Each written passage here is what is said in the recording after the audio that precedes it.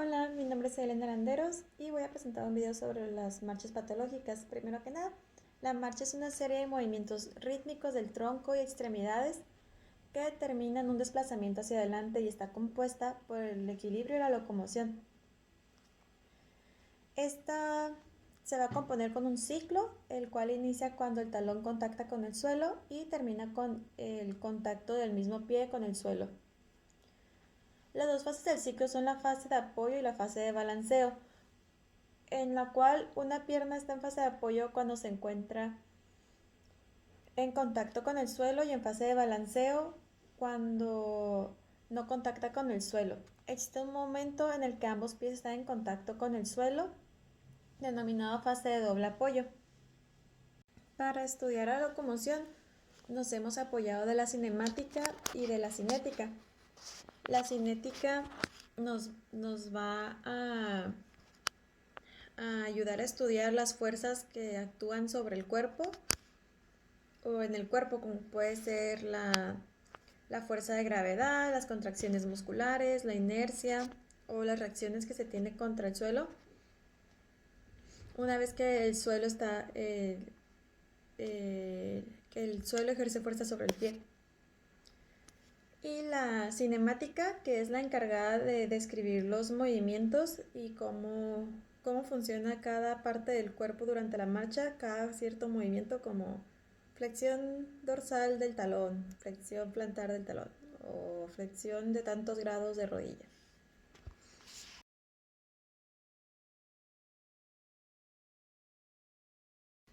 De la primera marcha que vamos a hablar es la marcha atáxica. Esa se define como una alteración de la coordinación de los movimientos voluntarios y del equilibrio. En ese tipo de marcha se origina por alteraciones que pueden estar en diferentes niveles del sistema, como puede ser el cerebelo, las vías vestibuloespinales y los cordones posteriores. Principalmente en los procesos cerebelosos en los que la afectación reside en un hemisferio, el paciente se desvía hacia el lado de la lesión cuando realiza la marcha hacia adelante y hacia atrás de manera alternativa. Hace un movimiento de marcha en estrella. En las lesiones del arquicerebelo camina con aumento de la base de sustentación, con el hemicuerpo superior hacia atrás y los brazos separados del cuerpo. Las situaciones responsables de una marcha táxica son muy diversas, incluyendo procesos expansivos cerebelosos, enfermedades desmielinizantes como la esclerosis, las enfermedades infecciosas como cerebritis y algunos síndromes como Guillain-Barré.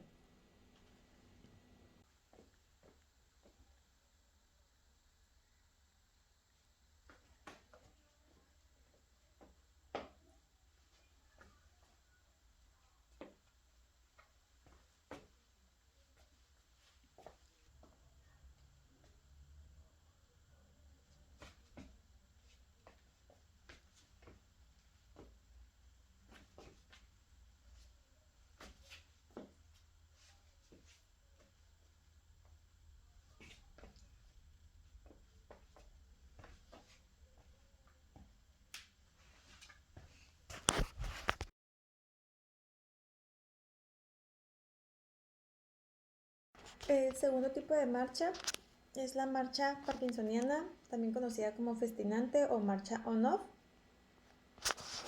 Es una marcha característica de la enfermedad de Parkinson. El parkinsonismo es un síndrome hipocinético hipertónico en relación con la lesión del paliostriado.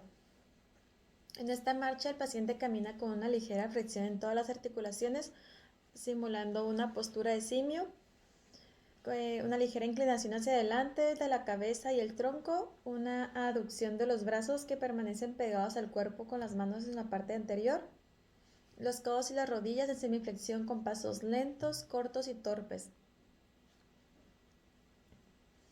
Estos van a comenzar con los pasos cortos, lentos y torpes, pero pueden ir acelerando un poco los pasos, produciendo que pueda haber caídas.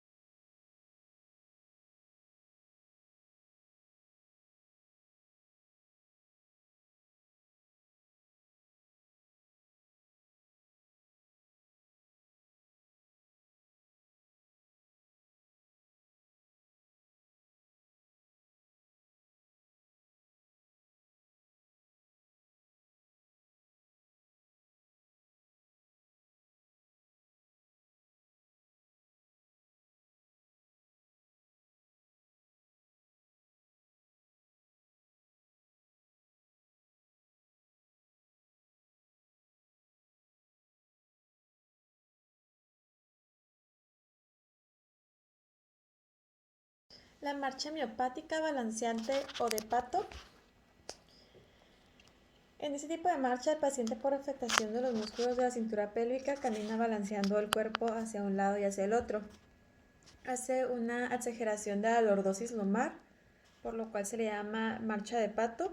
Este tipo de marcha puede ser de aparición aguda con abolición con constante de los reflejos rotulianos, como sucede en una polirradiculoneuritis, o sin evolución de los reflejos. Si la marcha es crónica, se debe relacionar con una miopatía que afecta la musculatura pélvica. En la infancia, distrofia muscular progresiva tipo Duchenne es la más habitual. También se le conoce como marcha de pingüino, no únicamente de pato, por el balanceo que hacen en las piernas y la cadera.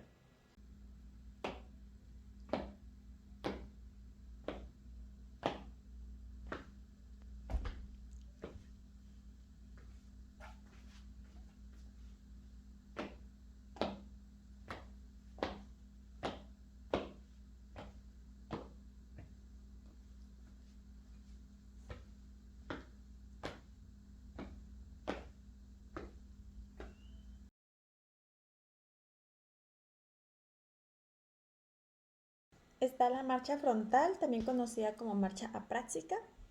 Es la pérdida del conocimiento de cómo utilizar las piernas. La severidad va a ir variando dependiendo el estadio del paciente, pero se le va dificultando se va a notar la dificultad desde el momento de que va a iniciar la marcha.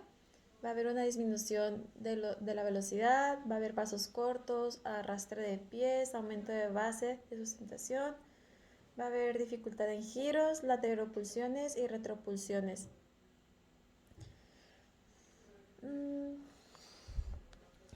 Va a ir aumentando poco a poco y va a ir aumentando según el deterioro cognitivo del paciente, ya que se debe a un daño subcortical vascular, degenerativo o por hidrocefalia normotensiva.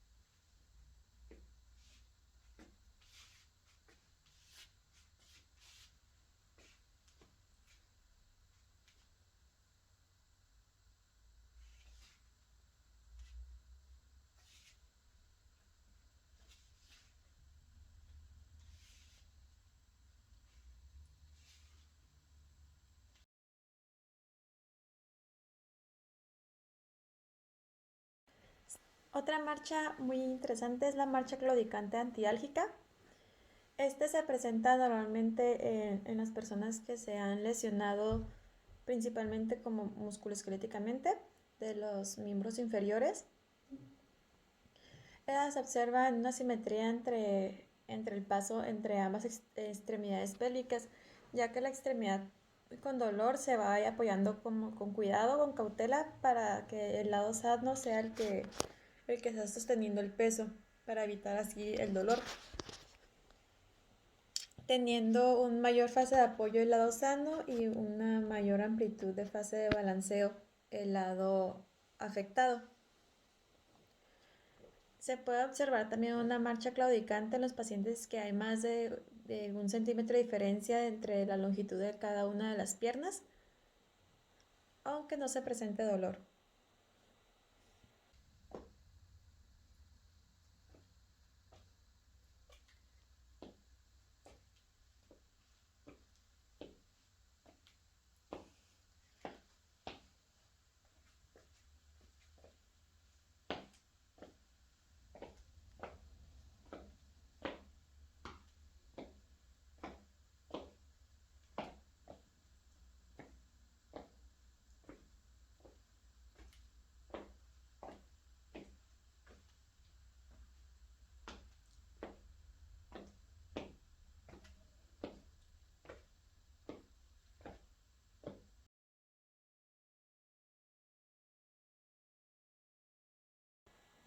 Está la marcha coreica, que es una marcha no coordinada, tiene un apoyo podal errático, con movimientos rápidos, bruscos y cambiantes de todo el cuerpo.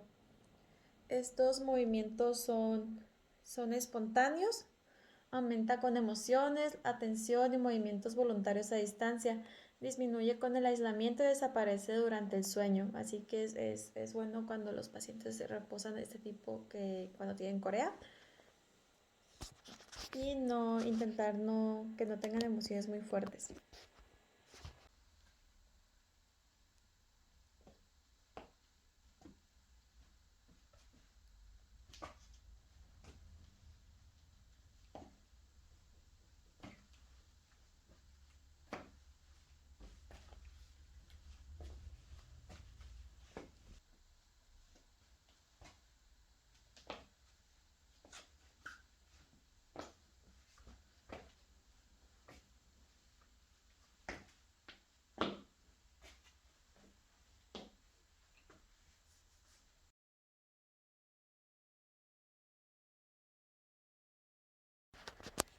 La marcha Trendelenburg es una marcha conocida también como la marcha del luto medio. Se observa en pacientes que tienen músculos aductores de cadera débiles. Esta condición hace que sea difícil soportar el peso del cuerpo en el lado afectado. Los músculos aductores son normales pero tienen una desventaja mecánica. Durante la fase de postura de la marcha, los aductores de la cadera funcionan ineficazmente y la pelvis se inclina hacia afuera del lado afectado. En un intento de disminuir este efecto, el paciente compensa inclinándose sobre la cadera afectada. Esto acerca el centro de gravedad de la cadera y reduce el grado de caída pélvica. Los pacientes que tienen una altura significativa más corta y un mayor índice de masa corporal son más propensos a tener una marcha de Trendelenburg. Por lo general, la pelvis, que es la estructura ósea que conecta tanto la columna como el muslo, se mueve hacia un lado del cuerpo donde se levanta al pie en una marcha Trendelenburg. La persona no puede levantar el lado de la pelvis para ayudar a levantar el pie y transferir el peso a la otra pierna. En cambio, la pelvis de la persona se mueve hacia abajo de la manera opuesta. Esto reduce la eficacia del levantamiento de los pies y la persona afectada típicamente dobla la pierna más de lo normal en la rodilla para compensar la falta de levantamiento. Otros indicadores de la marcha de Trendelenburg incluyen pasos cortos en el lado no afectado y una tendencia de la persona a inclinarse hacia el lado afectado mientras camina.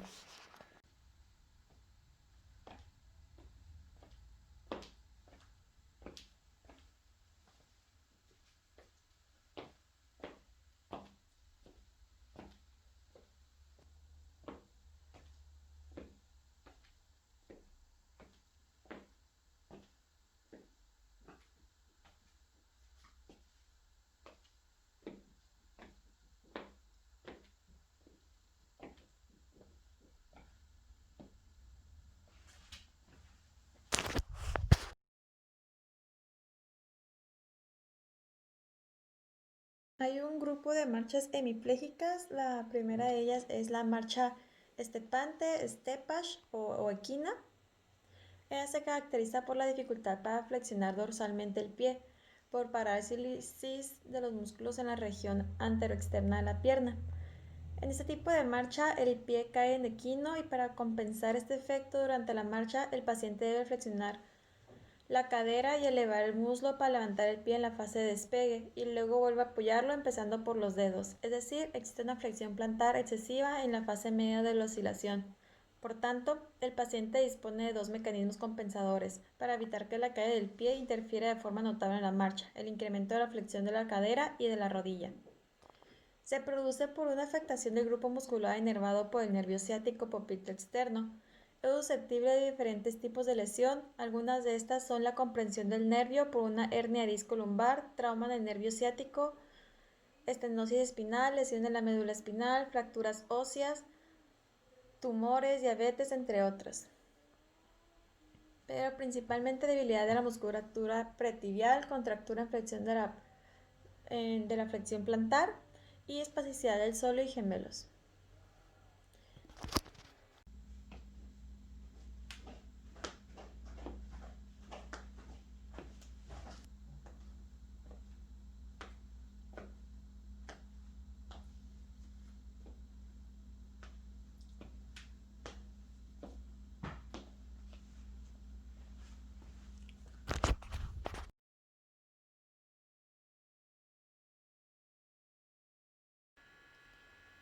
Otro tipo de marcha es la marcha hemiparética o de segador. En este tipo de marcha se origina por una lesión de la vía piramidal. El paciente puede caminar, pero lentamente apoyando el peso del cuerpo sobre el miembro no afectado, desplazando el parético en arco con pie, rodilla y cadera en extensión, al tiempo que el brazo afectado permanece pegado al cuerpo en semiflexión. En la exploración se constatan en el hemilado parético los correspondientes signos de afectación piramidal. Hay un aumento del tono muscular, espasticidad, hiperreflexia, signo de Babinski, clonus, etc. Hay movimientos en circunducción de cadera para compensar el equino del tobillo. Ese tipo de marcha utiliza cuando los mecanismos descritos anteriormente no son suficientes, o sea, cuando, cuando tenemos una marcha en este patch, o sea, con una flexión de cadera y de rodilla, y si no es suficiente para el paciente para poder caminar, entonces comienza a hacer ese movimiento de circunducción porque no es suficiente con elevar un poco más la rodilla o la cadera. Las causas de estos puede ser por debilidad de los flexores de cadera y la sinergia extensora. Los mecanismos compensadores que va a tener es la inclinación del tronco hacia atrás y hacia el lado sano para elevar la pelvis y balancear el miembro patético.